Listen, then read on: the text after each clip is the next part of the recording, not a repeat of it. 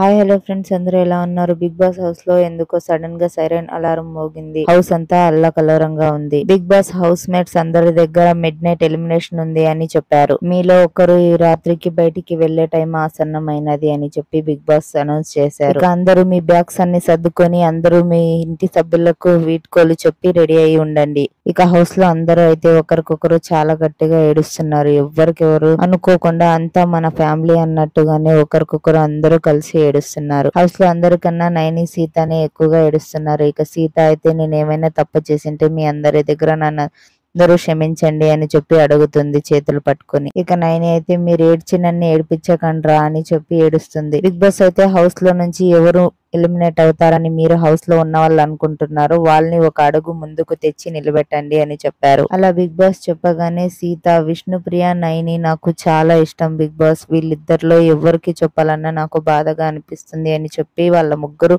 గట్టిగా హత్తుకొని ఏడుస్తున్నారు. ఇక నిఖిల్ అయితే ముందుకొచ్చి ఆదిత్య ఓంని ఒక అడుగు ముందు పెట్టి అన్నిట్లో అన్న డల్లుగున్నాడు అని చెప్పాడు. ఇక నబిల్ అయితే విష్ణుప్రియని ఒక అడుగు ముందుకు తెచ్చి కొన్ని మాటలు నీవి నాకు నచ్చలేదు, అందుకే బయట వాళ్ళకు కూడా నచ్చలేదేమో, నువ్వు ఎలిమినేట్ అవుతావు అనుకున్నాను విష్ణుప్రియ. పృథ్వీ అయితే నైనికని 2 అడుగులు ముందు పెట్టి మాట్లాడినాడు. మేమైతే నైనిక వెళ్తుంది అనుకుంటున్నాం, మీరు ఎవరు వెళ్తున్నారు అనేది కమెంట్ చేయండి. మరిన్ని అప్డేట్స్ కావాలంటే మా ఛానల్ ని లైక్ అండ్ షేర్, సబ్స్క్రైబ్